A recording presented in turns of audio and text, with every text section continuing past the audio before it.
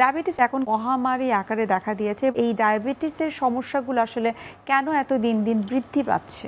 বৃদ্ধি পাচ্ছে কারণ একটাই, আমাদের লাইফ প্যাটার্ন চেঞ্জ হয়ে গেছে। আমি যে স্কুলে পড়তাম সেখানে আমরা হেঁটে যেতাম, 1.5 ঘন্টা লাগতো, আসার সময় 1.5 ঘন্টা লাগতো।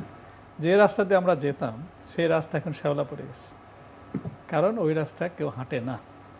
ঠেলা গাড়ি বা অন্য গাড়িতে 2 টাকা দিয়ে উঠে চলে যায়, আবার ওখানে চলে আসে। সো এটি ওয়ান অফ দ্য রিজন, একটা সবচেয়ে বড় কারণ। আর যেটা কারণ হলো খাদ্য অভ্যাসের পরিবর্তন হয়েছে।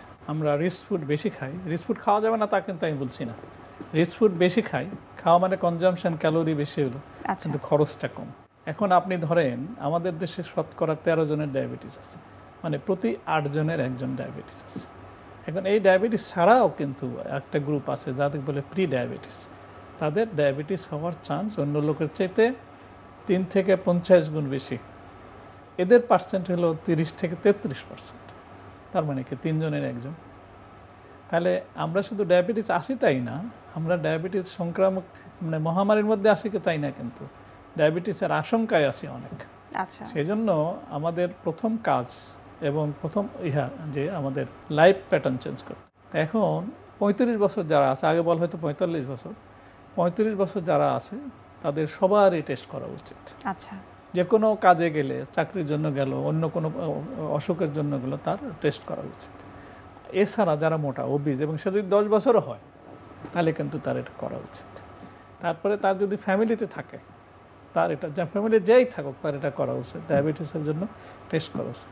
প্রেগনেন্সির সময় যার ডায়াবেটিস ছিল তার আবার টেস্ট করা উচিত। আচ্ছা, এইভাবে স্ক্রিনিং করে আমরা ঠিক করতে পারি কার প্রি ডায়াবেটিস বা ডায়াবেটিস আছে। বয়স্কদের ক্ষেত্রে যখন ডায়াবেটিসটা আসলে ধরা পড়ে, এটির সাথে আসলে অন্যান্য কোনো রোগের কোনো সম্পর্ক রয়েছে কিনা?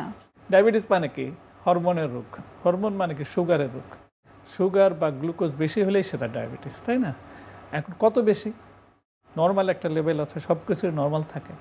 যদি 7 মিলিমন, আর যদি এটাকে 18 দিয়ে গুণ দেন 126 মিলিগ্রাম, এর বেশি হয়, 7 হয় অথবা 7-এর বেশি হয়, তাহলে সেটা ডায়াবেটিস। এটা খাওয়ার আগে, নাস্তার আগে। আপনি রাত্রে খেলেন, 8 থেকে 10 ঘন্টা কিছু খেলেন না, তখন টেস্ট করলেন, এটা হলো ফাস্টিং। খাওয়ার পরে 11.1 মিলিগ্রাম, মানে 200 মিলিগ্রামের বেশি হল। তাহলে নর্মাল হলো 6 খাওয়ার আগে, আর খাওয়ার পরে 8। তাহলে খাওয়ার পরে 8 নর্মাল, কিন্তু সুগার হলো 11.1, তাহলে 8 থেকে 11 এটা ইম্পেয়ার্ড, এটা প্রি ডায়াবেটিস। আর এদিকে খাওয়ার আগে 6 থেকে 7 এটা প্রি ডায়াবেটিস। আচ্ছা, সো আপনি ধরে ফেললেন আপনার কি আছে, প্রি ডায়াবেটিস আছে না ডায়াবেটিস আছে।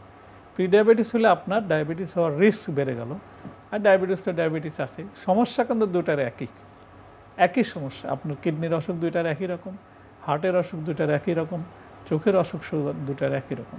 পার্সেন্টেজ কম বেশি হতে পারে, কিন্তু যাদের ডায়াবেটিস আছে তাদের ম্যাক্রোভাস্কুলার আমরা বলি, হার্ট, ব্রেন, রক্তনালীর অসুখ মারাত্মকভাবে হয়। সেই জন্য এটা হওয়া মানে ধরে নিতে হবে যে আপনার ডায়াবেটিস।